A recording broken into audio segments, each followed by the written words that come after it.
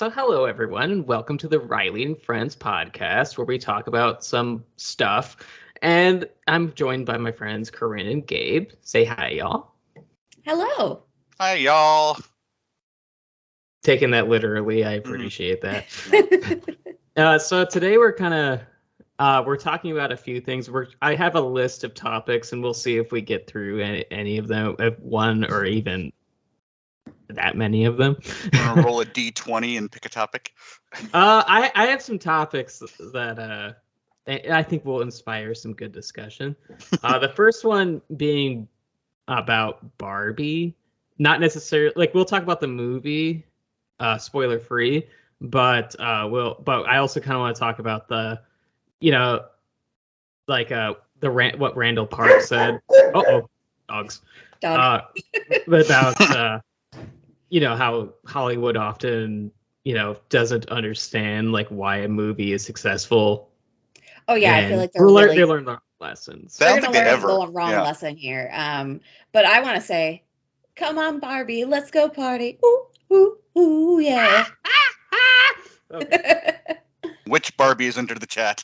Yeah, they feel like they always do this though. There's always one movie that makes a ton of money, and everyone's just like that scene in Ed, Edd and Eddie where Eddie gets dollar signs for eyeballs. Yeah. They're definitely going to learn the wrong lesson, and I'm so upset because Barbie was so good, but they're not going to learn the right lesson. So, what did y'all think of the movie? I personally really enjoyed it. I went and saw it for my birthday with my husband. Oh, nice. It was a lot of fun. It hit the spirit of Barbie. And as somebody who I played with Barbies the wrong way. What way was that? Yeah, what way I was played that? Lord of the Rings with them. Okay. I love that. Yeah. I'm just imagining a Barbie land with Lord of the Rings Barbie. Yeah.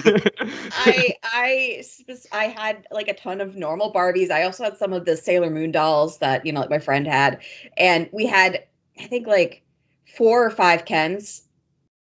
But that wasn't enough Kens to make the Fellowship and all the male characters in Lord of the Rings, because basically every character is male. So we had to pick certain Barbies to be like, oh, well, this one is tall and blonde like most Barbies. So this is Legolas. And this is like a little Christie doll. So this one is one of the hobbits.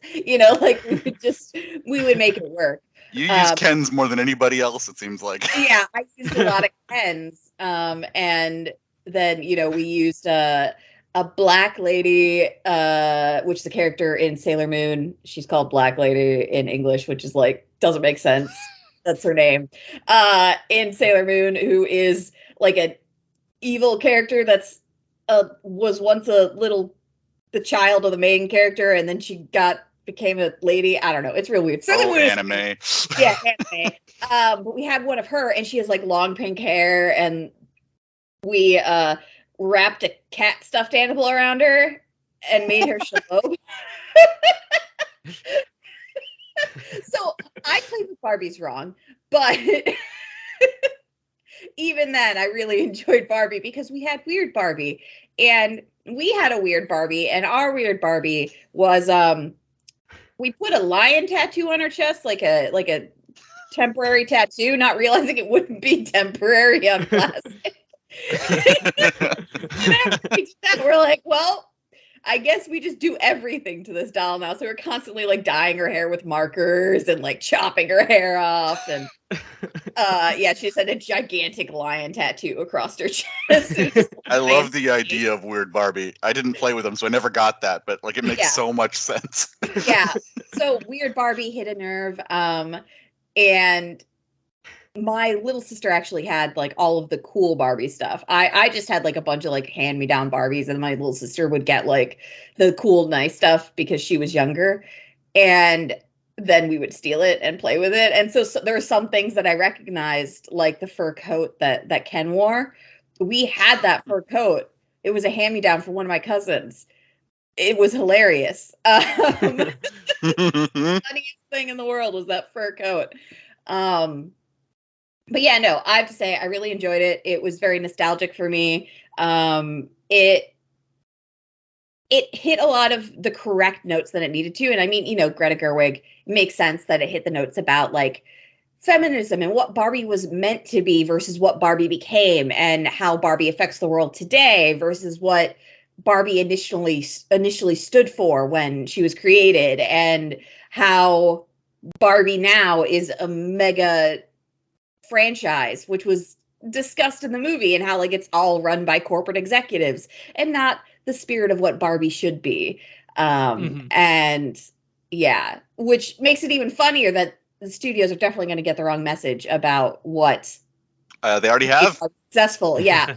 Polly Pocket is already going to be a movie now, so yeah. Hot Wheels. I love the Polly Pocket, but I don't know what you can do with Polly Pocket to make it as good as Greta Gerwig's Barbie. The same thing, probably. They're going to try to do the same thing, and it will be terrible. Yeah, probably. Remember Battlefield, the movie?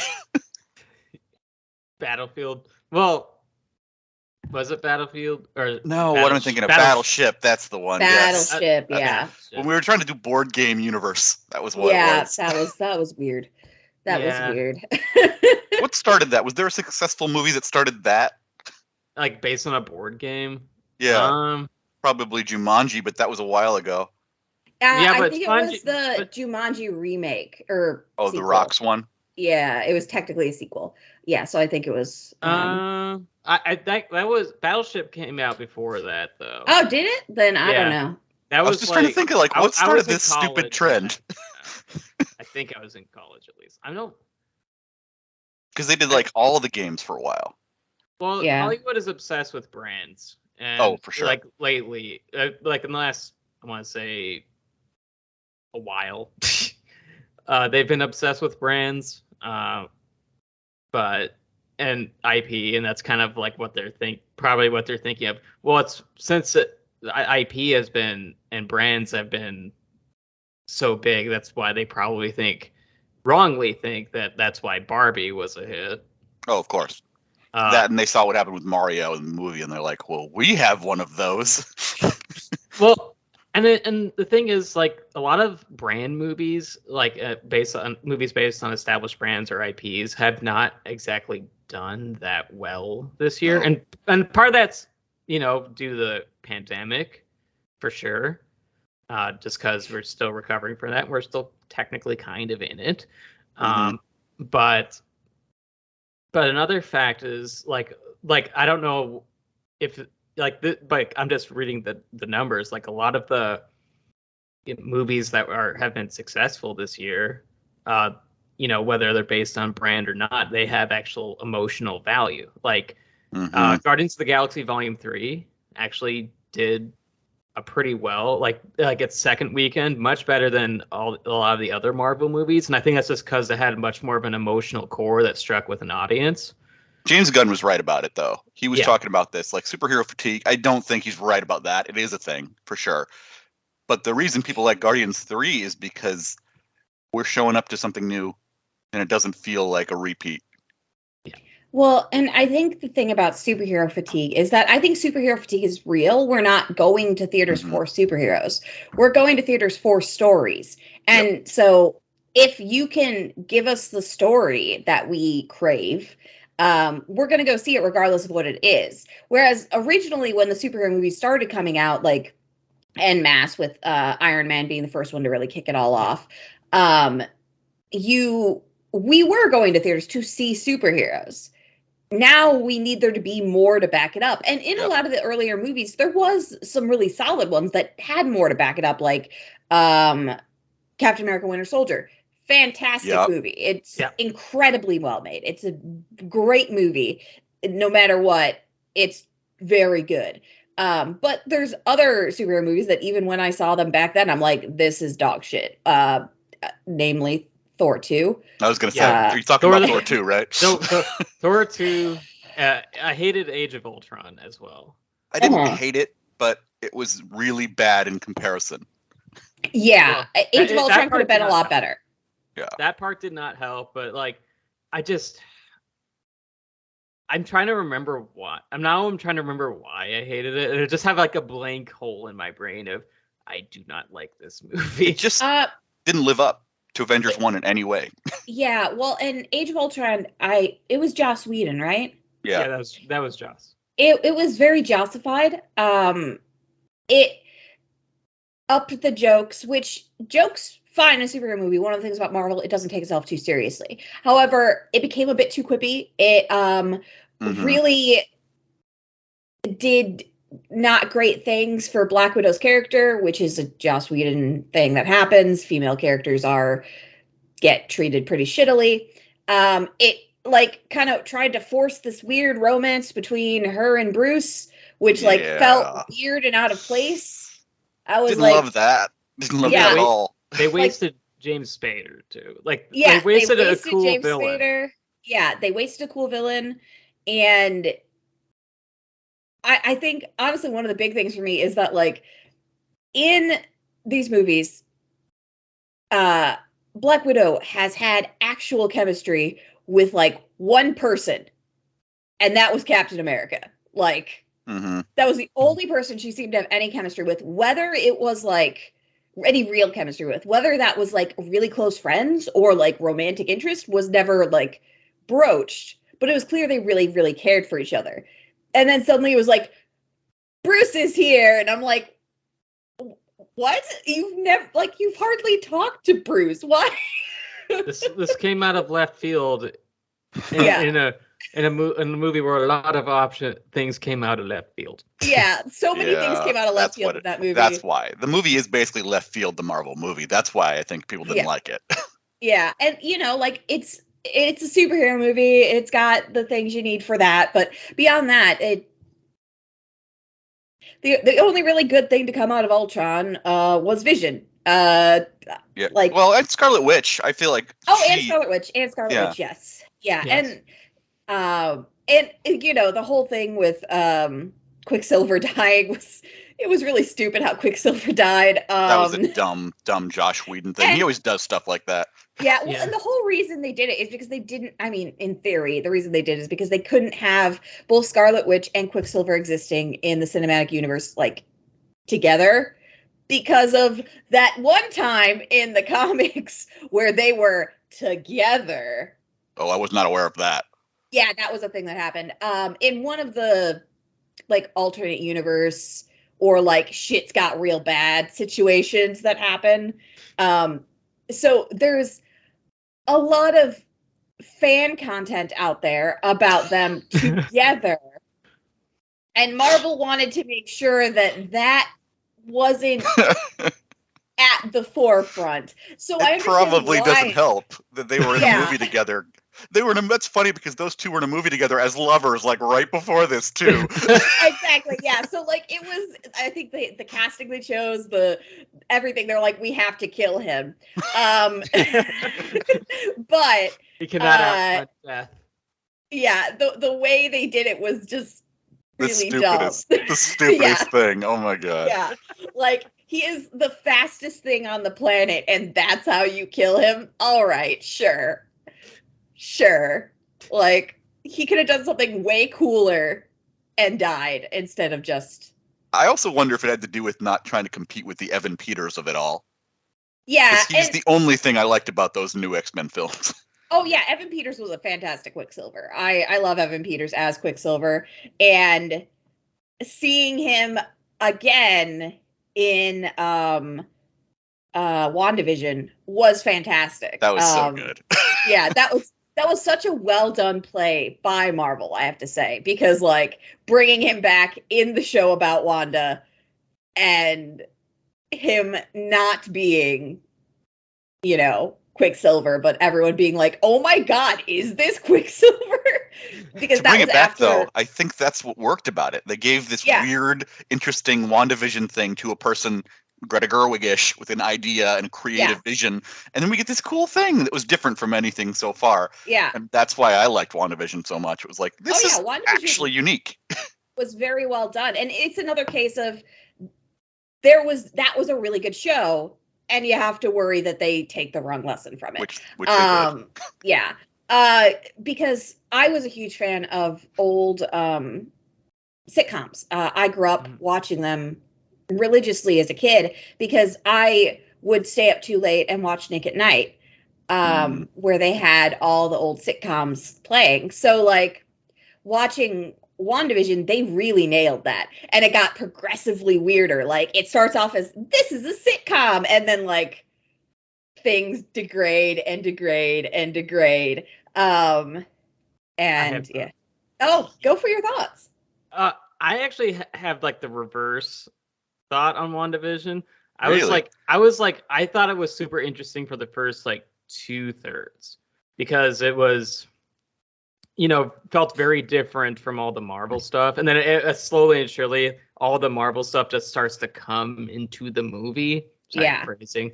But and then it becomes less and less like weird and more like a Marvel production. And it's fine. Like I don't hate WandaVision, but I feel like it kind of went back on its initial promise.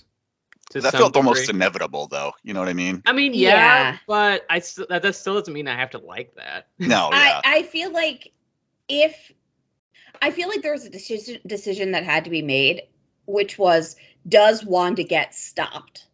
And if Wanda was going to get stopped from what she was doing, then the situation had to degrade into a Marvel plot point, essentially, and things have to kind of revert back to normal. If Wanda doesn't get stopped, then it could have continued on forever. She could have lived in her fantasy land forever. Although I have to say, I personally really enjoyed Doctor Strange in the Multiverse of Madness. I did too. I really love blanking on his name. Director of that movie, writer of that movie. Oh, Sam Raimi. Sam Raimi. My brain kept saying Tim, and I'm like, that is very wrong. It is not Tim anything. Tim Raimi. Tim Raimi. Tim Burton. Yeah, I think my brain was trying to put Tim Burton in there. I'm like, no, that's not right at all. That's not who I mean. Stop it. We don't want a Tim Burton superhero film. No, I don't. I don't want that. I love a Sam Raimi. I love Sam Raimi at a Sam Raimiest. I'm a big fan of The Evil Dead. And Multiverse of Madness felt like The Evil Dead in a really great way. It was Sam Raimi being allowed to do horror and superhero at the same time, which are like his two favorite things to do. And I really enjoyed it. I don't know if Wanda's actually dead. Because she's like one of the most powerful beings in the universe. She could very well be back. She'll be back as some sort of alternate. Yeah, she'll be back. But I thought that seeing Wanda go evil after the events of WandaVision I feel like it ties in WandaVision in a really great way, where like Wanda has her perfect happy little world where things are strange, but she's happy. And then that gets taken away from her. And she realizes that she did fuck up. And then she wants what she had back and goes mad. And starts playing with dark magic she really shouldn't be playing with. And now she's the villain because she's really lost it. And so like I feel like those two like really like complete each other and make the fall into like the Marvel stereotypes at the end of WandaVision like bring it back, because I liked Multiverse of Madness so much. It was so weird, it was so horror, it was a lot of fun, and I really enjoyed the spaghettification scene. I joke in my videos sometimes about how I know I say like it's stretched out more like Mr. Fantastic and a pasta grinder, and I felt seen. I felt seen in that movie. Yeah. Kevin Feige giving us the ultimate troll move with that too. He's like, you want to see him as Mr. Fantastic? Okay. Yeah, you want Mr. Fantastic? You want to be him? All right, here it is. I enjoyed that entire section so much. It was so funny because it was like, it's everything we want, and now it's destroyed. And it was so funny. Sam Raimi must have had the biggest smile on his face when he made that scene. Oh yeah. I'm sure he enjoyed the hell out of himself. I feel like that's kind of one of the lessons I kind of want Hollywood to learn is just let directors do stuff. Yeah, You let know, them have fun. Like let them have their own, have their own movie, because it's like kind of, I feel like that kind of gives it more personality, because a lot of the Marvel movies these days kind of lack personality, and a lot of like big IP movies lack like the artistic. It's the templification, you know. They have this like, here's your cool thing, but make sure it's in.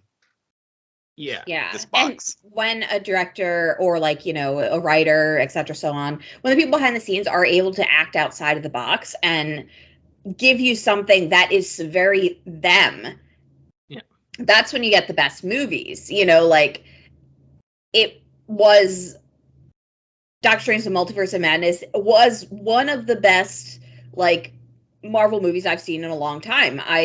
I don't go to the theater often because of COVID. Like I'm very COVID conscious. I still haven't had it. I'm one of the few. Yeah. When I go to the theater for something, it's because I really want to see it. And I like stay masked the entire time or mostly masked the entire time. Or in the case of Barbie, we go during a very, very weird time. So it's a very empty theater. And or I do both, depending on how I'm feeling about the safety of my adventure. And yeah, so like I've gone to see 2 movies in theaters since the pandemic started. I think I saw Doctor Strange and I saw Barbie. It seems like that's a lot of people though. Like Barbie drew out people that hadn't been in film theaters in a long time. Well, and it's another thing that it allowed the director to do what she does, like it was. Watch Guardians 3. Guardians 3 is another one. I need to watch that. I have a backed up list of Marvel properties that are now on Disney Plus that I can watch. Because I do watch them all. I'm a big superhero fan. They are ranked, however, in my head. Oh, of course. And, I always feel bad for Falcon and Winter Soldier because it could have been so much better than it was. But it got filmed right when the pandemic started, and it had to pause production. And then they had to change a major plot point because the pandemic they wrote into it. Yeah, because they had the villains releasing a biohazard. Wonder why that didn't work. Yeah, and they're like, maybe we shouldn't remind everybody of this right now. So like it, and I feel like that change really did make the entire thing feel kind of flat because at the end of the day, the heroes, they had to fall back on the old, this villain is bad because we say they are, because they do like one extreme thing. They have a point. Yeah. But they killed the children. Yeah, exactly. But they killed this person, oh my God. And that's too far. Whereas the story was supposed to be like, yes, they do have a point, but now they've released a biohazard, and they just infected a bunch of world leaders with a biohazard. You can't just let them get away with that, and like that would have been a much better, yes, we really have to stop them, instead of just Secret Invasion does a similar thing, and it's just so, it's not good. Oh my God, I don't even want to, I can't understand what happened with it. Because so like originally I was really interested, and then I started hearing early reviews and I'm like, oh no. It's funny because I watched the first few and I'm like, it's not that bad. And then you finish it and you're like, oh yes it is. It was bad. It was well, for one thing, it did the scrolls dirty. Oh, so bad. Like I know Captain Marvel wasn't that good of a movie, but I like what they did with the scrolls in that movie. This also makes Captain Marvel look like a much better film. It does. Yeah, well, and like I enjoyed Captain Marvel when I saw it. It has a lot of problems, but I enjoyed it for what it was. I enjoyed the representation of the Skrull. Like I thought it did some interesting things. I liked that it was in the past. Like it was great being like, oh, this is happening before everything else we've seen, even though that kind of nullifies the point where like it you feel like Nick Fury should have been way more prepared. Right. in the future. Which is what you feel through the whole show. Yeah. I mean, with I know that Marvel generally like plays fast and loose with its continuity, which is well, yeah, but it's also kind of like, you know, everyone like you know, it's weird because like the MCU is like built on, it has a continuity, but also they kind of fuck with it a lot. Yeah. They really fucked with it this time. Oh my god, they did the scrolls so dirty. Well, if you haven't seen it, we won't get into it. But I haven't seen it. Have you seen She-Hulk? Yes. Okay, so you know how the end of She-Hulk makes fun of the Marvelification of things? Yes. She's literally making fun of what they do in this. Oh, I enjoy She-Hulk a lot as a very... So, personally, I feel Marvel does Marvel best when Marvel has a premise or a story that is not just a superhero film, where it is something else. Captain America and the Winter Soldier, that is an espionage film. That is a spy film. It is an intrigue, a thriller. It is not just a superhero film. Doctor Strange, the Multiverse of Madness, that is a horror film. She-Hulk, that is a legal dramedy. Man, I can't get over how much She-Hulk was so fun, and I don't know what they're gonna make more or not because there were so many trolls. But yeah, it was so fun. It was fun. It was very fun, and it was not meant to be taken seriously. Like, it was meant to be. It was the legal dramedy of the MCU. You know, it followed the tropes. It made fun of the tropes. It twisted the tropes, and you know, like, it's Marvel, in my opinion, does Marvel best when it doesn't take itself too seriously, and it allows its projects to be something beyond just a superhero film. Because just a superhero film is the thing that we have fatigue with. You can't just bring a superhero film to me anymore unless it's doing something interesting. Which the James Gunn point. Yeah, he's right. Yeah, it's got to do something interesting. Otherwise, I'm going to put off watching it because I don't care that much. I want it to draw me in some other way. I love superheroes, but superheroes have never just been about powers. Marvel, in particular, has always been about issues. Every single superhero is, and even if you talk about Superman, if you talk about DC, like, Superman is an immigrant story. If you talk about like Captain America is about propaganda and war and what happens to soldiers, and like, it's the X-Men is clearly an allegory. Oh my gosh, the X-Men is the greatest example. Yeah. For insert civil rights movement here. Yeah, insert civil rights movement here, or in like later years, insert LGBTQ rights in here. Like, depending on the era you're talking about, the X-Men, it's just insert this group that is being hated here. And it's, I feel like that's the thing that we need the movies to get back to, is having a point beyond superheroes. So there's a couple things. So like having a point and doing something other than the action part, but also like letting the creatives be creatives. Because I was thinking about this. I think there's only 3 people that Marvel has ever let really off the leash. James Gunn, of course. I definitely think the Russo brothers were allowed to do whatever the hell they wanted. Yeah. And maybe Joss Whedon, although he said otherwise.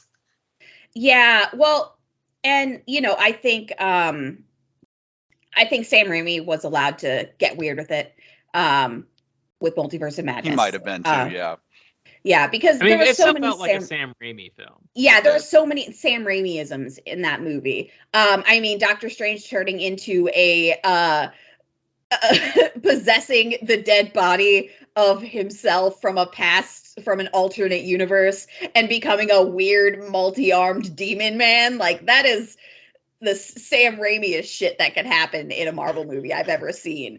Or like Wanda coming out of various reflective surfaces, and like, that was freaking awesome. Yeah, like it was in all the chases with Wanda were so Sam Raimi. And I think Sam Raimi had the ability to do what he wanted enough. I think the Russo brothers did, I would say, up until Endgame. And what's before Endgame? Infinity War. Infinity War and Endgame, they were constrained a lot more because they had to wrap up, in theory, everything. And I feel like that really hurt their ability to be them. Even still, they pulled out something kind of miraculous. Yeah, I think they did a pretty damn good job. I think that it's, I have my qualms with Endgame, mainly with Steve going back to the past. Because we did all this to try and not, to A, try and save the world, but B, we needed to go put all these things back so we didn't affect the timeline. And now this guy's just going to go hang out in the past. And this man who is known for not being able to sit idly by while bad things happen, is going to be in the past reliving all of this bad shit that happens that he knows about and not do anything. It feels nice, but it doesn't make logical sense. Yeah, it doesn't make any sense. You can't think about it. Yeah, it's one of those brain off. Yeah. Brain off. This feels nice. Yeah, not gonna think about it. I would have been so much happier if he just retired. If he didn't go to the past, if he was just like, I am not Captain America anymore. I'm done. I saved the world. I'll still be around if you really need me, end of the world level shit. But I'm gonna go live my life. I would have been so much happier. Because it was nice, him going back to Peggy. But how is Captain America going to sit idly by and not change the past? So Barbie. Yeah, so Barbie.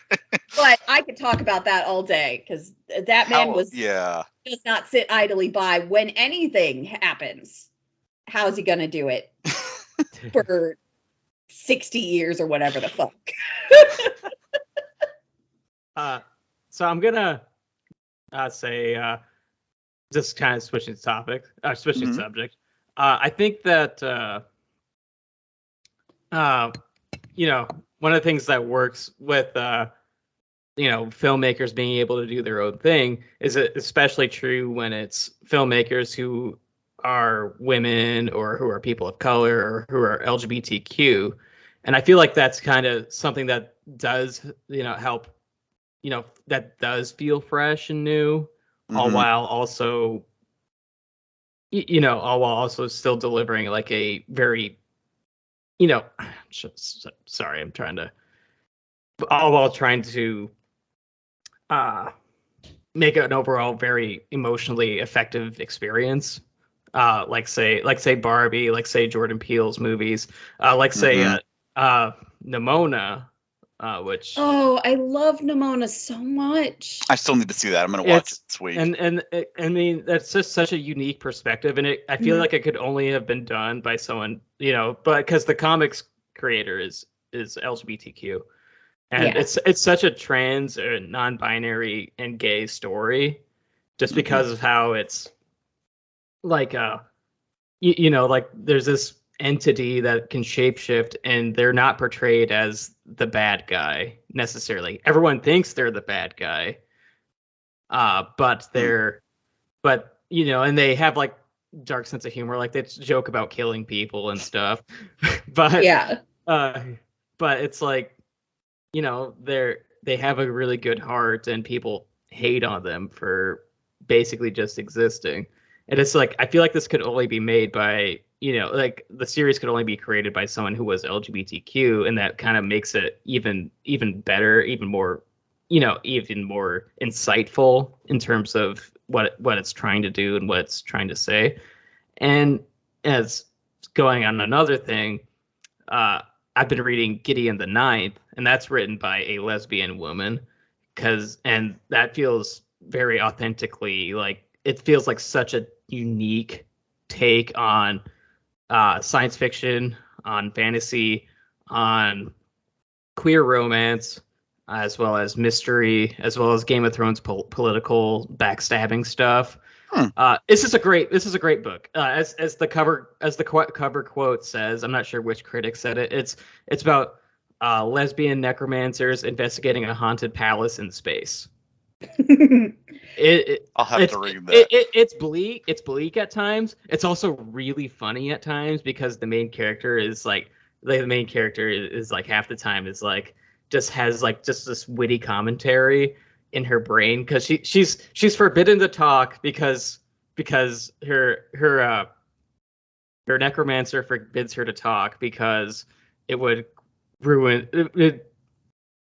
She doesn't want to be found out for who she really is, in the sense, because she's silly at times. Like for one example, like she walks into a room and then she sees something really creepy and she's like, in her mind, she's like, scientifically speaking, this room makes me, scientifically speaking, wants me to get outie. And she just says like silly things like that, and it helps break the tension a little bit. And it's an awesome series. It's called the Locked Tomb series. But what the point? Finished, or is it still going? I'm on the second book right now. There's still another book that needs to come out. So originally it's supposed to be 3 books, but the author felt that there was a story that needed to be told between the second and what would have been the third book. So now it's 4 books. And the first 3 are out, and the 4th one, which is the one that got like pushed back because the author Tasmin Muir, I think is how you say her name. Author. Yep. Was like there was another story I needed to tell before I could get to the final story I wanted to tell. Mm-hmm. So so there's 3 books out, and the 4th book is still on the way. Originally, it was only supposed to be 3 books, though. Yeah, interesting. I haven't read them. I've heard a lot about them because Bevan has, and he absolutely loves them. And my friend Kaylee has, and she absolutely loves them. I mainly haven't read them because for a long time with my, I was super depressed. I've gotten better, but I couldn't really read when I was depressed. So like when Bevan and Kaylee were reading Gideon the Ninth, I was like, I can't read. I've gotten to the point I can read again. But it's bleak at times, so it's like it's not necessarily the best thing to read when you're depressed. Yeah. And that's one of the main problems is I like to read depressing shit. Like I enjoy depressing stuff. And so when I'm already depressed, I couldn't enjoy so much of the media I like because I was like, well, this just makes me feel even shittier. Ted Lasso, please save me. Yeah, exactly. Ted Lasso.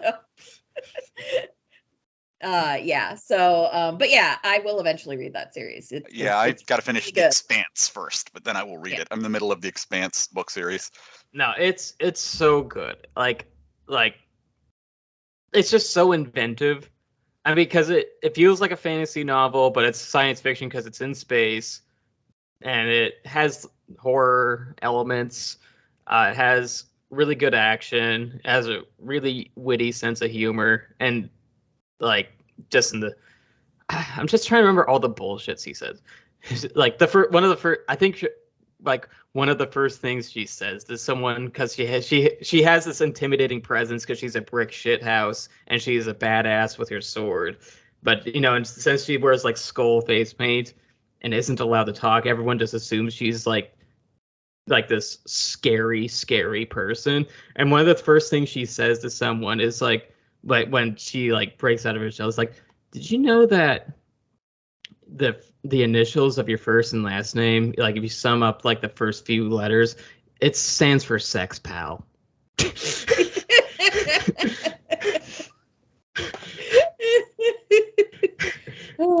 I do need to read it.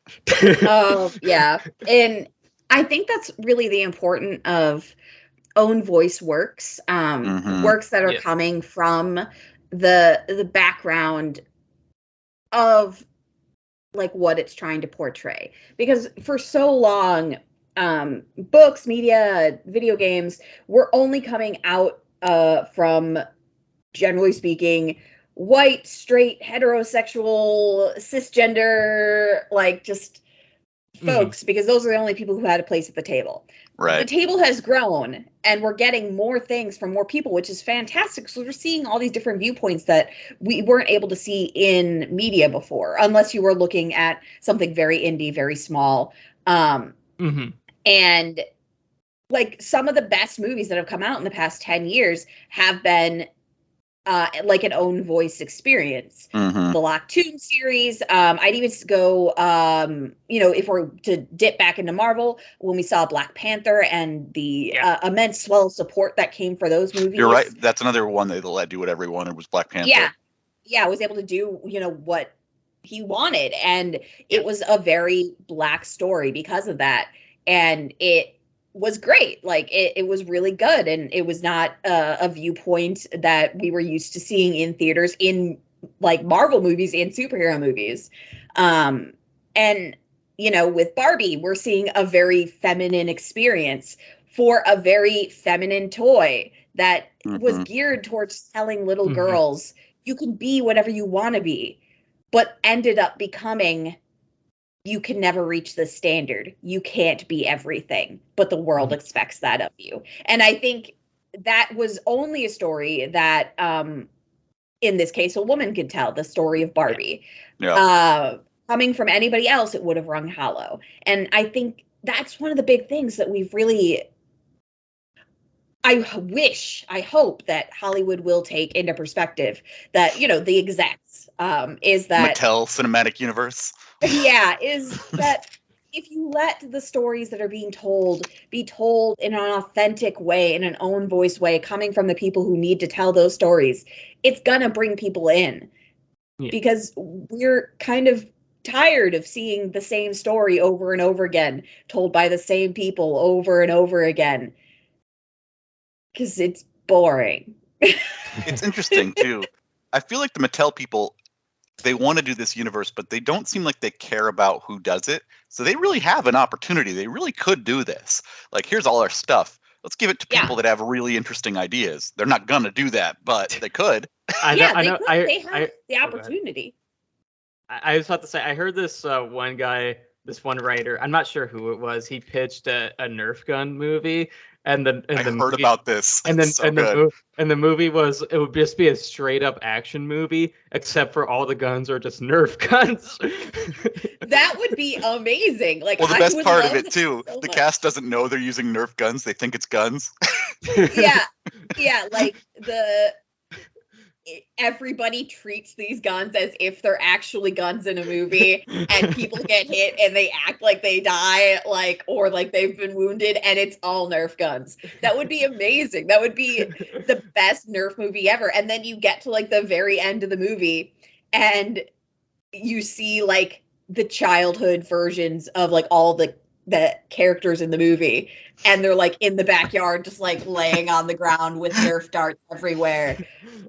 It would be amazing. That would be so good. I would love that. I've got an idea for a segment. So this is off the dome. So I feel like what we're gonna do is pitch the Mattel Cinematic Universe and how to not make it shitty. So I've got one. I want to make a movie with one of the products, but I want it to be Phoebe Waller-Bridge from Fleabag, making her character a Fleabag as a doll. It's my first pitch. I know that there's been talk of a Hot Wheels movie. So for a Hot Wheels movie, what I would like is a Fast and Furious type movie. However, at times when the insane things are happening that could not happen with a car, you actually see a giant hand moving the car. I was just thinking that. Just giant hand holding the car, and then another similar ending to the Nerf movie I pitched. You get to the very end, and it's some kid, you hear some kid being called to dinner, stop playing with your Hot Wheels. Dinner time. And then everything just stops and the movie ends. I'm trying to think, what other toys does Mattel make? Or what other Let me see. Yeah, I was trying to figure that out as well. So we know they have Polly Pocket, unfortunately, because that's already becoming a thing. The Polly Pocket world is rocked because they keep getting earthquakes. They're in someone's pocket. That's pretty great. So they've got Hot Wheels. They've got Mattel's got looks like Skip-Bo, He-Man and the Masters of the Universe, Minecraft. He-Man's done a million times. Polly Pocket. Do they have Uno? They do have Uno. Okay. How about like a poker tournament, but it's Uno? You mean like a high stakes black market tournament? Yes. But they're playing Uno. So that reminds me, if you've never listened to the Story Break podcast, it's by the folks who went on to make Dungeons and Daddies, if you're familiar. But it's basically them taking a concept or like a story or an item and making a movie pitch for it in an hour, essentially. And one of the ones they did was rock, paper, scissors. And that's what that immediately reminded me of, because their rock, paper, scissors story was like an underground rock, paper, scissors tournament where like people are kidnapped to participate in it because they are viewed to be the luckiest people in the world. Like there's some billionaire that is like watching like footage and like looking at statistics and like finding the people who have had incredibly lucky things happen to them, like they survived multiple plane crashes or they won the lottery or, you know, like insert blank like thing that makes them lucky here. And then all these people get kidnapped and they're forced to play rock, paper, scissors against each other to the death. And then because rock, paper, scissors, there is some strategy to it, but at the end of the day, it's just luck. Beyond, you know, being able to read body language. And so at the very end, his goal is to get the luckiest person on the planet to do something. Like, I don't remember. And that's what the Uno, but as a serious poker tournament, reminded me of, was the rock, paper, scissors movie. What if we did that, but also combined it with an inspired by Fight Club? You don't talk about Uno. I was thinking of an origin story for Barbie, how the Rhea Perlman character talks about her problems. So how it was inspired by a sex doll toy from Germany. I want that story. Tell me that story. Yeah. Oh, God. But yeah, I recommend Story Break. It's a really fun podcast. It's long since done. It's no more. But they also do Jar Jar Binks' story.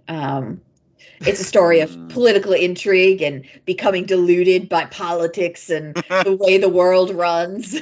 It's about a war hero losing his faith in being able to do the right thing. I found the list finally. God, this was not easy to find. So we got American Girl, Barbie, Fisher Price. That could be anything. Oh God, think of Fisher Price. Hot Wheels. I think the Fisher Price universe would be, like, as a movie, as a horror movie, would be hilarious because everything has faces. Kind of like Sausage Party, but Fisher Price. Yeah. Someone from the real world goes to the Fisher Price universe and just goes, "What's this?" It's the giant saw, and it's sawing another piece of wood. Who's screaming. and all the people that live there are like human people, are like little children. Yeah, and everybody's trying to take his face to put it on something. Oh God. Let's see. We got Karma's World. I haven't even heard of some of these. We've got Matchbox, Minecraft, Monster High.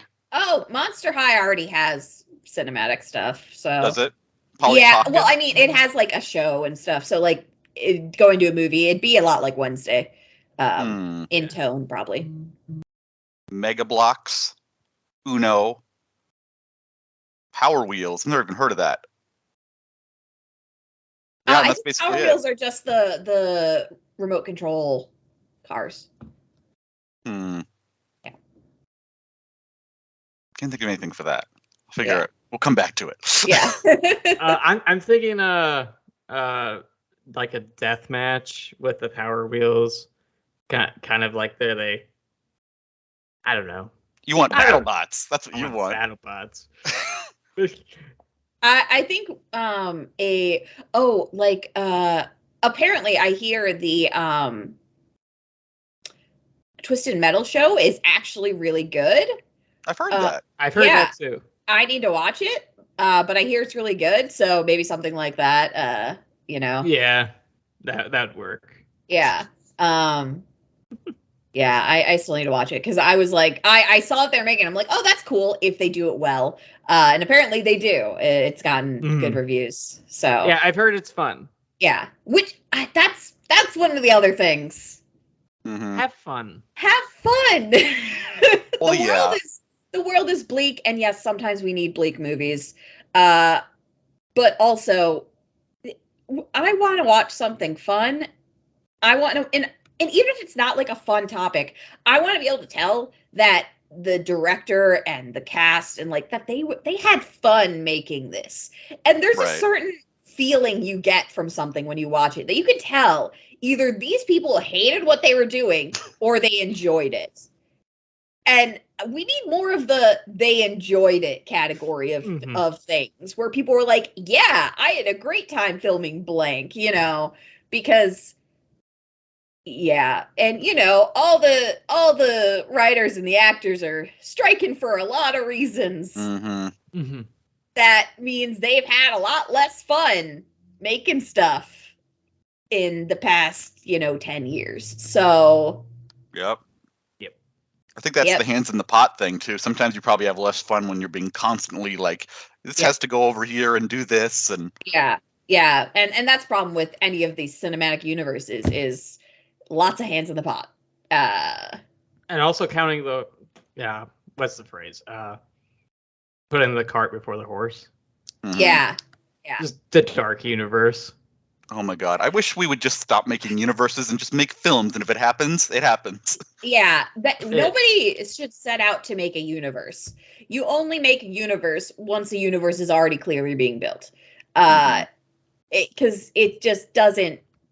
It just doesn't, okay? Marvel was the only one that did it right with saying that in advance. They said, we're going to make a universe, and it worked. Everyone else that said, we're making a universe, it didn't work.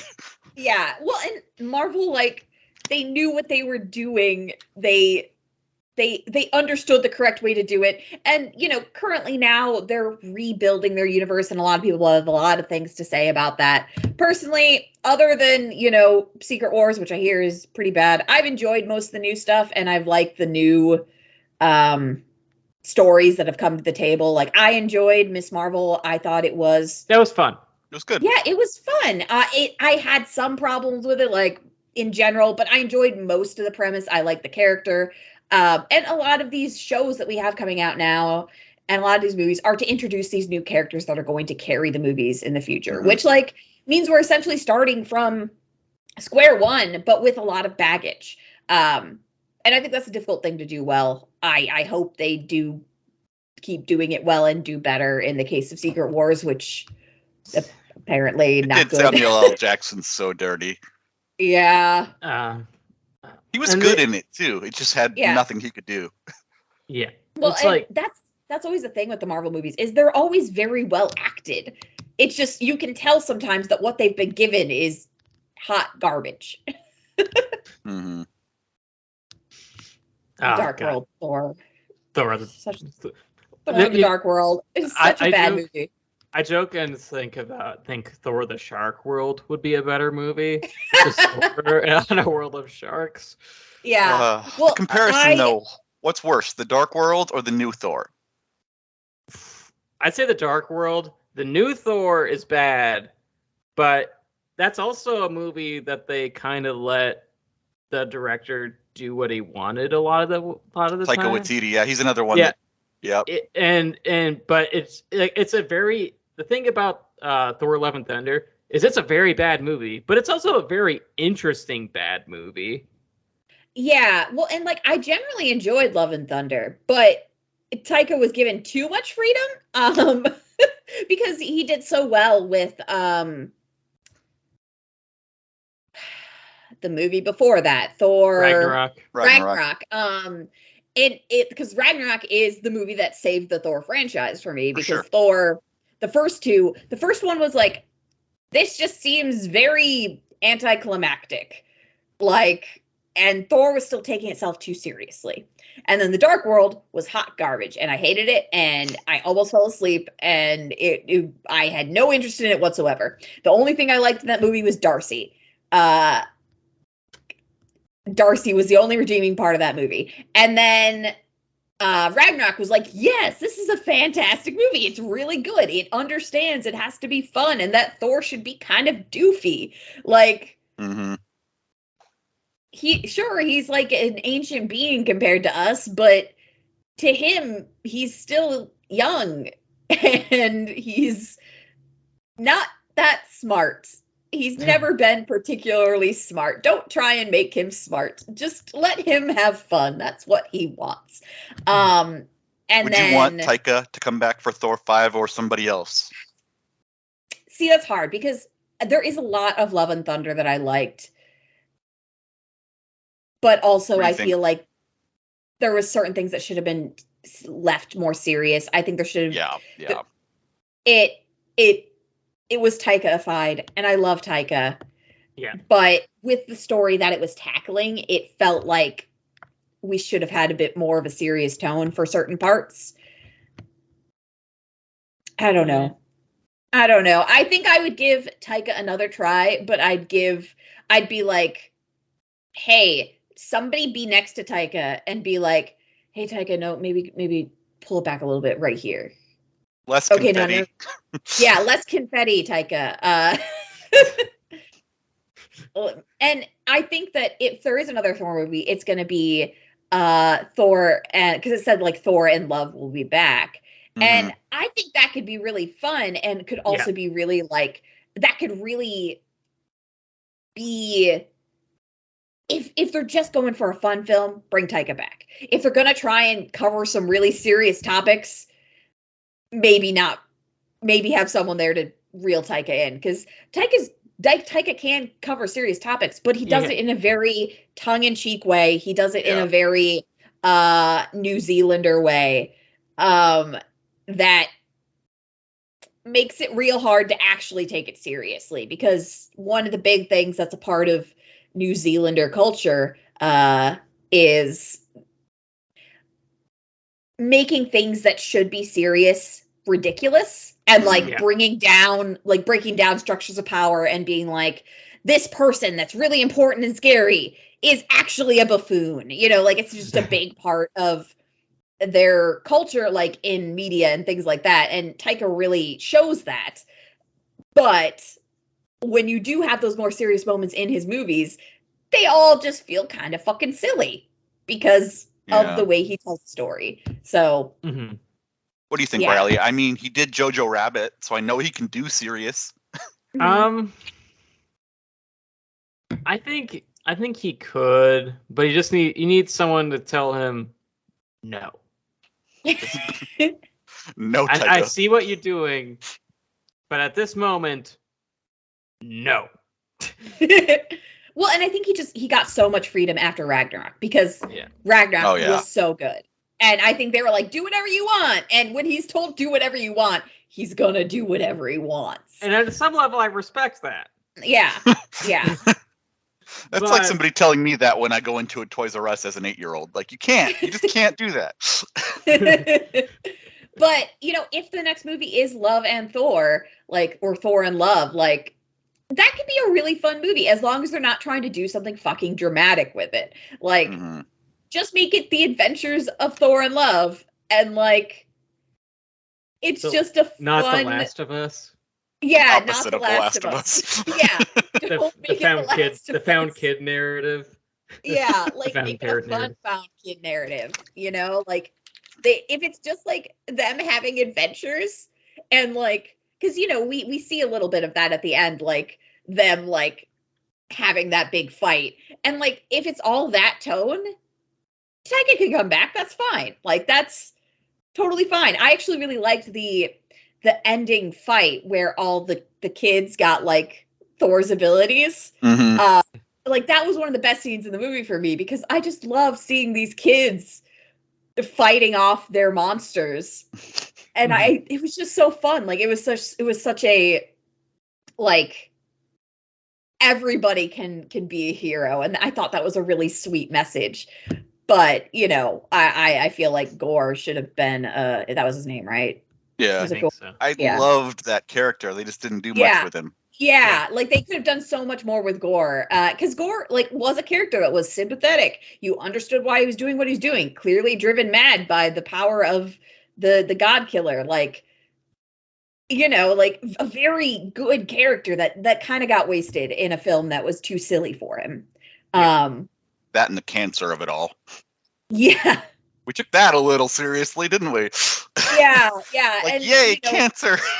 Making cancer a major part of the narrative also kind of struggle. It was a struggle. Gore, the God Killer, who, you know, hates the gods because they let his whole family die, and then laughed at him, and then he's given the power to get revenge, and then cancer, yay! Yeah, the fun movie for kids. Yeah, the fun movie for kids, and so it was, you know, I feel like Gore maybe wasn't the best villain for this narrative, and I feel like the cancer arc maybe not the best villain for this narrative as well. There is no villain. The villain is cancer. Yeah, if you're gonna do one, don't do the other. The cancer is symbolic. Yeah. The cancer was the friends we made along the way. I feel like you just can't do both those things in a movie that's going to be as silly as a Taika Waititi movie generally is. He can be serious, but if he's being just Taika and then you have both those things in a movie, it's like, we can't give either of these the weight they need, and that's going to make the story suffer. I know. I saw Jojo Rabbit, and I'm like, I know he knows how to take things seriously when he wants to. He clearly just didn't want to. Yeah, he didn't want to, which is right. He's just like, candy, yay! Yeah. He was having a good time, which is fine, but also Cancer and Gore deserved a little less fun. I'd picture that set was probably the most fun thing ever to be on, to be honest. Oh, yeah. I imagine anything where Taika's there is a great time. Just seems like a genuinely fun individual. Also, probably hard to have a serious conversation with. Taika, we need to talk about the budget. Hey, the budget! One of my favorite quotes is about the show, What We Do in the Shadows, and they're asking Taika, it's like, how did you get What We Do in the Shadows made into a TV show? And he goes, I balanced things, and the guys from Flight of the Conchords are like, oh yeah, he balanced them by telling us to do it. Yeah. Yeah. I feel like Taika's only able to do the things he does because other people, like, take the reins and are like, okay, I'm gonna do this important thing. You go have fun. But then he made that show for the gay pirate show, which is so good. I've heard it's good. I need to watch it. You need to see it. It's so good. Yeah. Well, and he's not like the writer. So, no, he's just an actor on it. Yeah, he's an actor and a producer. So, like, he's not in charge of directing and or writing it. He's just there to influence it and be in it. And which is, I think, the perfect level for him at times because you get such a good product. I love that show. I want more of it. Yeah. No, it's amazing. I'm glad that pirate comedy with Blackbeard. It's just perfect. Yeah. Oh, it's so good. And I love Jim so much. There's a trans character that they genuinely do right by. Yeah. I just that whole show. I love it so much, and I could talk about it for hours. Oh, but yeah, that and Reservation Dogs, also incredibly good. I haven't seen that yet. I heard it's great. Yeah, it's by Taika's production company, but like Taika isn't directly involved. It's more of like, you know, once again, like probably producer or something like that. It's really good. It's really well made. It has some of the silly that it needs because otherwise it would be way too depressing. But on the whole, like it's really an enjoyable story about a bunch of kids who live on a native reservation trying to get out of there because at the end of the day, it's really hard to find opportunity when you grow up in that atmosphere because, you know, the government's really shitty about providing resources and just about everything. And like they're trying to go to California because their friend, this is not a spoiler, it happens in the first episode, and it's the whole basis of the show. What these kids, one of their friends, Daniel, commits suicide because he basically lost hope that they would ever get out of there, you know. And he'd been struggling with depression, and like if there had been better mental health resources, it probably wouldn't have happened, you know, like all this different stuff, all these societal factors. And his goal had been to go to California. And so since he never got to go, his friends decide that we're going to go for Daniel. We're going to find a way to get to California no matter what. And so they are like, there's various hijinkses, like them trying to get money. Sometimes it's just them getting a job, you know, being like, I guess I'm going to work this job now. But all the while, like you just learn about their community and their families, and then, you know, you'll have a more serious episode, or like an episode will take a more serious turn because they'll have memories of Daniel, or like the last time they saw Daniel, or, you know, things like that. And it really balances well, like the silly kind of hijinks of it all with the, no, this is a kind of serious situation. You know, there's a reason these kids are trying so hard to go to California. You know, they're not just on a whim deciding to go to California. They're trying to go there to honor their friend who passed. So have you seen all of it? I have. But so I have one question about it. Yeah. I happen to know a spoiler based on one person that I follow. My favorite singer of all time plays Jesus in the show, which is Brandon Boyd of Incubus, Riley. Yes. Yes. So I have to know that's okay. But he's specifically called White Jesus. White Jesus. So Brandon Boyd of Incubus plays White Jesus. I love it. Yeah, he's White Jesus. He's in California. He's once they reach California. And he helps them? Question mark.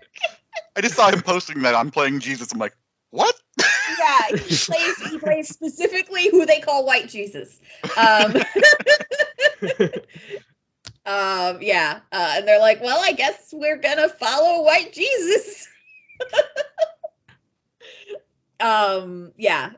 He's a very good part of the second season. I'm not sure. I need to watch it. Yeah, because I'm pretty sure that was the second season. I'm not sure if there's going to be a third season. I know there was talk of it.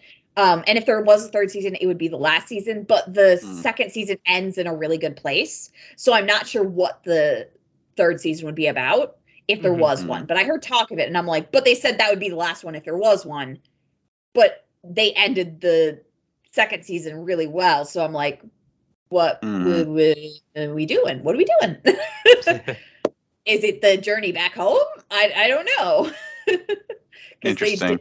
They do make it to California at the end of the second season. So, so I don't know what the third season would be about.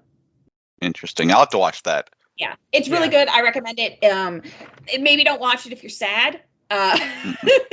Because as I said, it balances this is a fun hijinks with, oh, this is depressing really well. But if you go into it thinking it's all a fun hijinks, you will get depressed. So I have an interesting idea. So Taika Waititi might be what I like about Seth Rogen.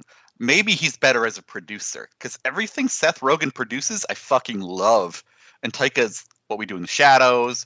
Yeah. We got the Blackbeard Pirate show. We got this. Like, when he produces things, and Seth Rogen, of course, we got The Boys, Invincible, Preacher, like the new TMNT. I've heard that's good. He produced. Yeah.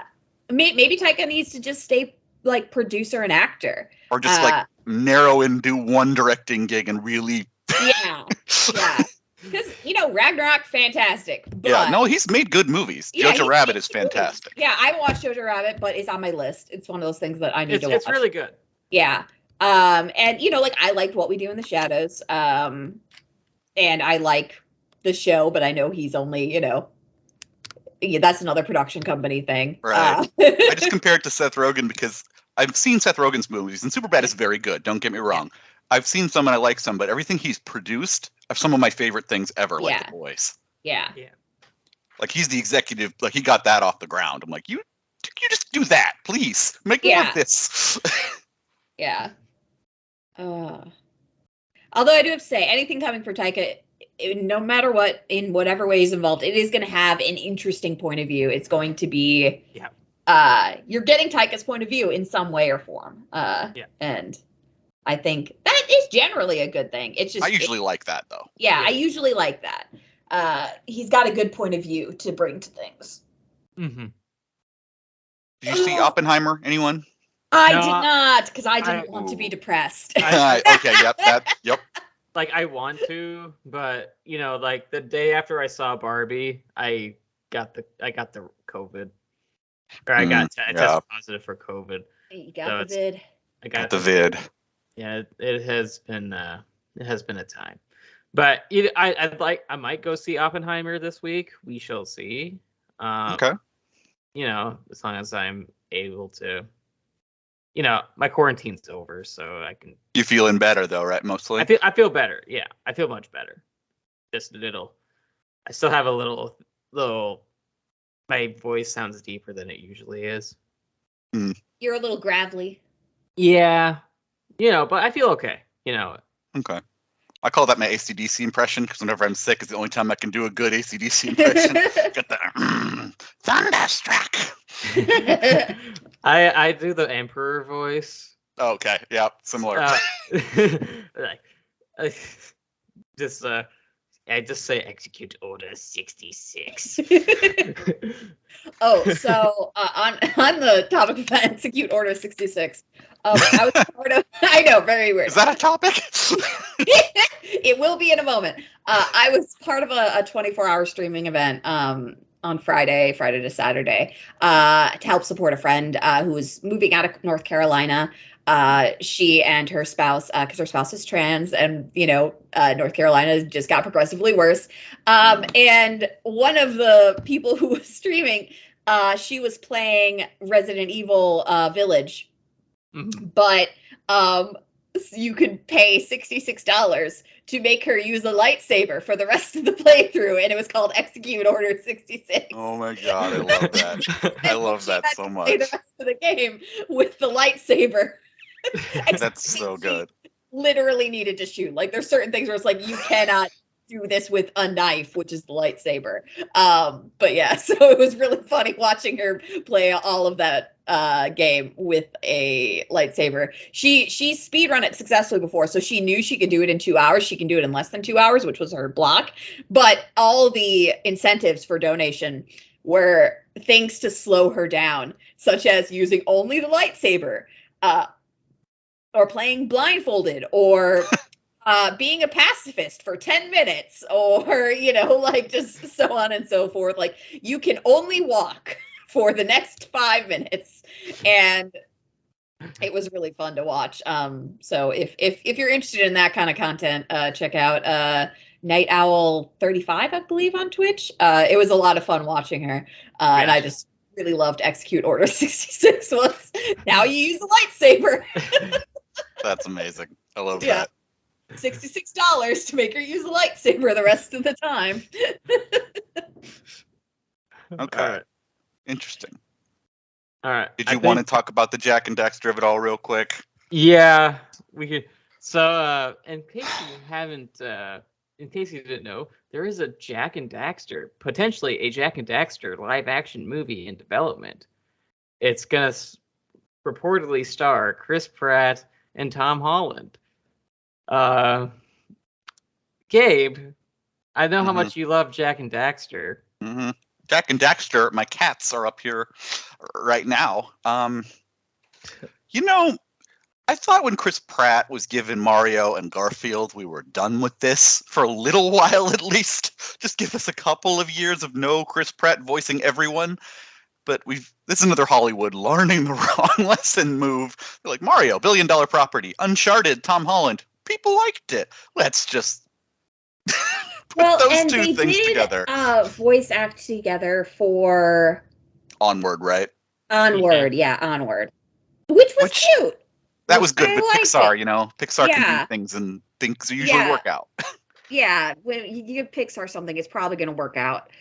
I thought Chris Pratt did a pretty good job in Mario, despite as much as I didn't want to like him in Mario, it was fine.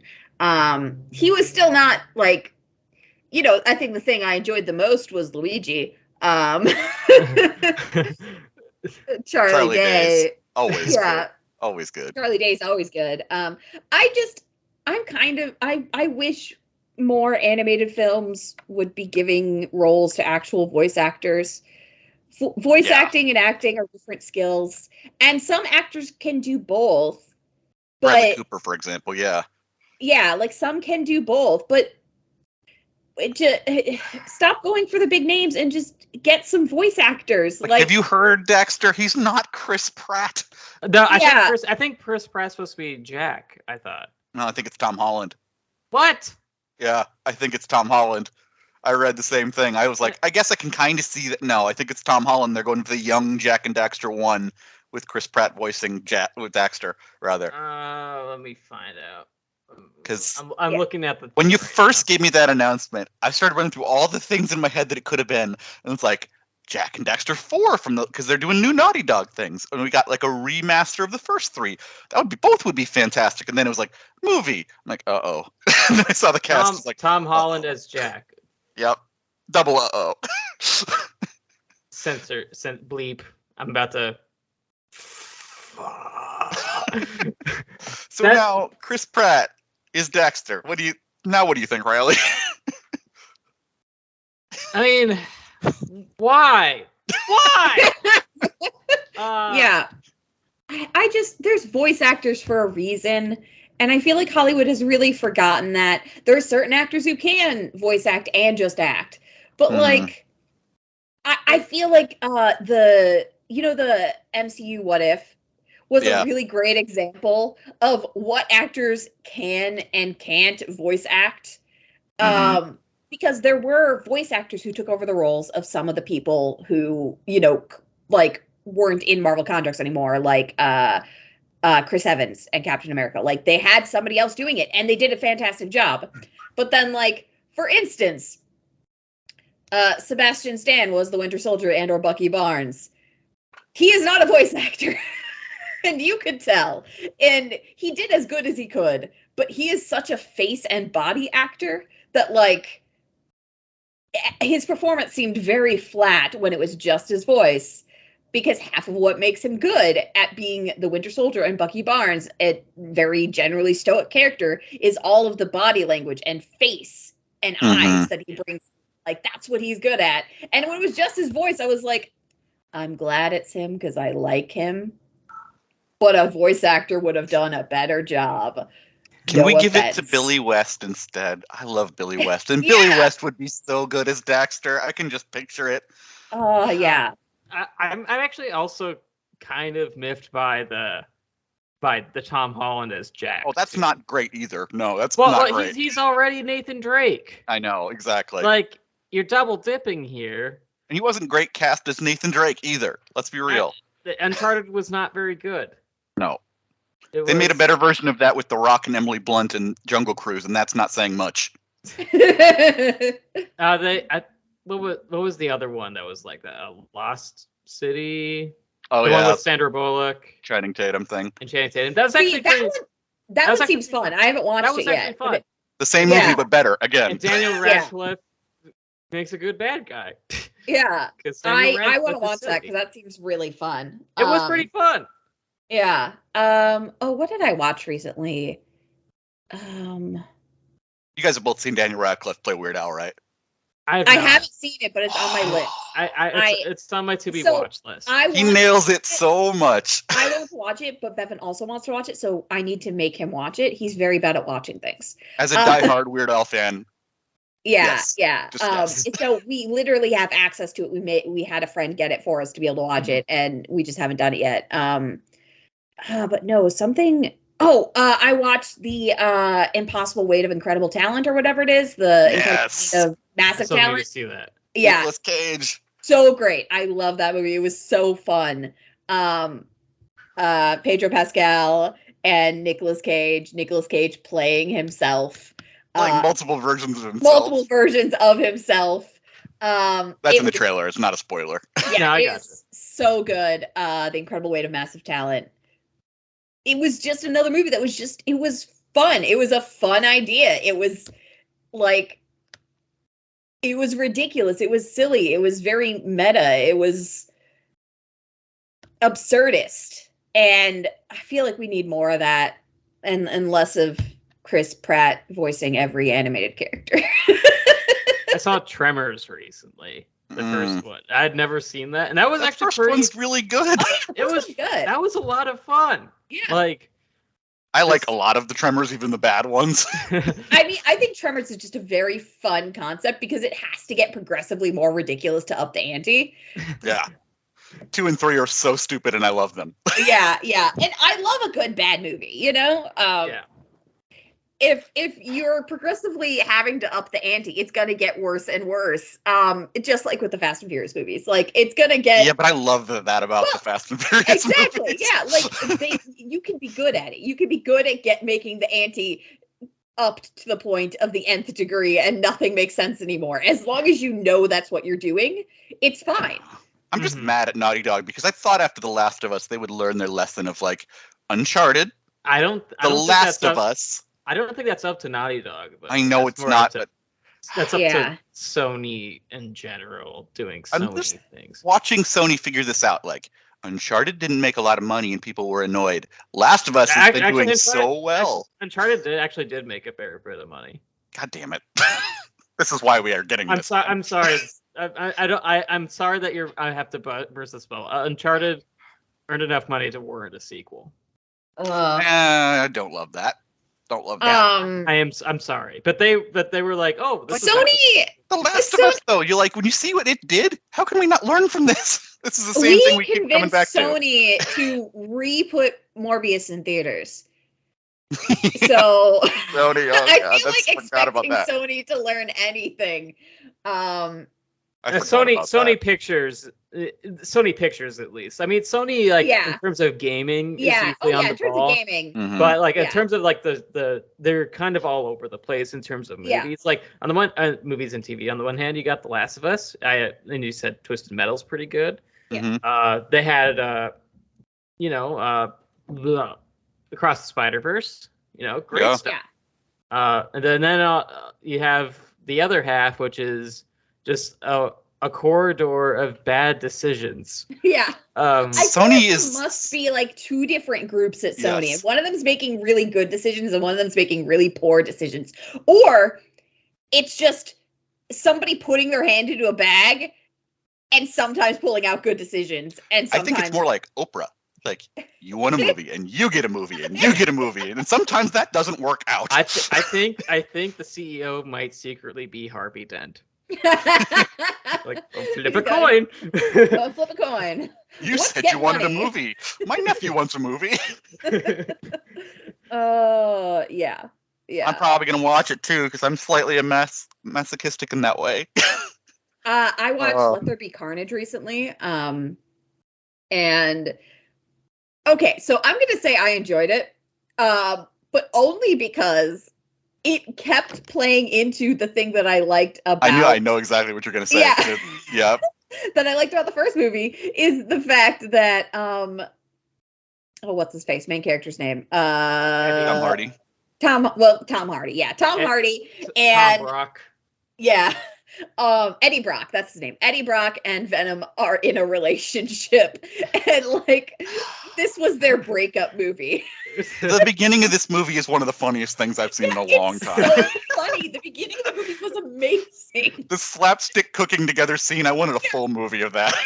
Yeah. Like them like being in a relationship and then having a breakup and like there's some guy walking down the street and like shit's getting thrown out the window, and to everybody like outside of the apartment it just seems like a normal like angry relationship spat, and then you keep cutting to the inside and it's a man fighting with a symbiote. It was the funniest thing. The rest of the movie, not great. No, but I'd say it's a better bad movie than the first one. Yeah, but you know, you have to weigh in the fact that they're actually trying. That's what they're trying to do. Yeah, this is what the first movie accidentally did. Yeah, the first movie accidentally made them in a relationship, and the best part of the movie. The second movie was like, that's what people like and was good about the first movie, so we're going to lean into that. I wanted, though, full Looney Tunes all the goddamn time. That's what I want. Yeah. Because so much of that movie was really enjoyable, but it was enjoyable for the same reason that the first movie was enjoyable, is that there were two plots going on. One of them is the relationship between a man and his symbiote, and the other one is a movie. The other one has villains and stakes that I don't care about. Yeah, I don't care about any of it. I just care about this man and his symbiote and their love for one another. The third one being the romantic comedy of just those two would be perfect. Exactly. If they just go to a romantic comedy, because that was what I liked about the first one. That was what I liked about the second one. Just give me the full movie of the romantic comedy between Eddie Brock and Venom. How about they go on vacation? Yes. They go on vacation, and we can thematically call it like a honeymoon. Yeah. But they don't say it in the thing because alien and blah blah blah. But it's technically a honeymoon movie, Trouble in Paradise. Yeah. And like they go on this honeymoon and, you know, they're having normal like honeymoon movie things that would happen that would be like a problem. But then like there is some like villain doing something that just keeps interrupting their honeymoon. And like it's more of just an inconvenience. You know what that should be though? It should be Spider-Man that's accidentally interrupting the honeymoon. Yes. Spider-Man accidentally interrupting the honeymoon would be hilarious. Because like Spider-Man thinks there's a villain in this place, and really it's just. I'm picturing that as Andrew Garfield just being like interrupting them in the store. Yeah, like that would be an amazing movie where Spider-Man is the villain, and they're just trying to have a nice vacation. That damn Spider-Man. You can't tear down a building. Well, we didn't mean to. It was an accident. Because that would be the perfect form of the Venom and Eddie Brock that we have now, would be that movie. Make that movie, Sony. I would love that, and I assure you it would do well. There's enough of us weirdos out there who want exactly that. We'll go see it. I promise. I promise on behalf of all weirdos. It's what we want. I agree with that. Yeah. It's 100%. What we want. Give the weirdos what they want and you will profit. All right. I think that kind of wraps everything up unless you have that's my ending term, is give the weirdos what they want and you will profit. I think that might be the title of the episode is give the weirdos what they want and you might make a profit. So thank you for watching the Riley and Friends podcast and making it to the very end of the video. If you have not already, please like and subscribe and all that other good shit. Was there anything y'all wanted to plug, Corinne and Gabe? I have to sneeze. I don't think it's going to happen, but maybe a surprise for everybody as I try and do this. As always, I would like to recommend my podcast, Wham Bam Thank You Ma'am.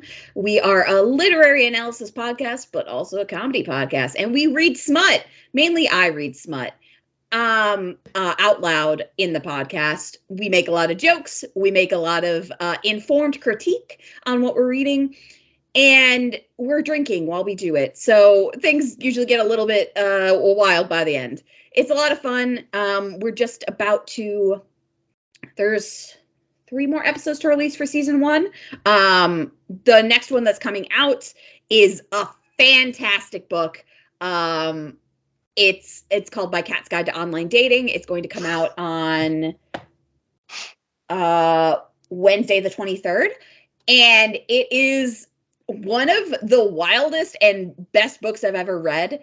Let's just say eldritch horror, cannibalism, coming out story. That's a pitch right there. It is so good. I immediately knew reading the back of the book cannibalism was going to happen. I'm a weirdo like that. I knew it was coming. The other two hosts had no idea. I didn't tell them. They started reading and they're like, "Corinne, what the shit is this?" And I'm like, it's like Bug Snacks. Yeah, it's like Bug Snacks. I still need to play it. I still need to play Bug Snacks. I'm busy with Tears of the Kingdom though. Yeah, that's fair. But you should play Bug Snacks. Bug Snacks.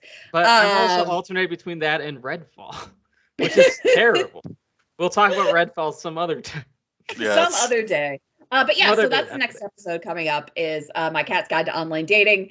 To give you the title early, the title is Outro is My Safe Word. So if that gives you any idea, it's a great book, but oh boy, is it an experience. You walk away and you need to lay down. And I feel like everybody should listen to this one. And then after that is going to be an all fan fiction episode. So it's gonna be awful. The fan fictions we read, I am a weirdo on the internet, and even I was baffled by some of the shit out there. Let's just say we had some political fan fiction, and Ted Cruz says is there, and also butter is somebody's safe word. And yeah, it's a whole thing.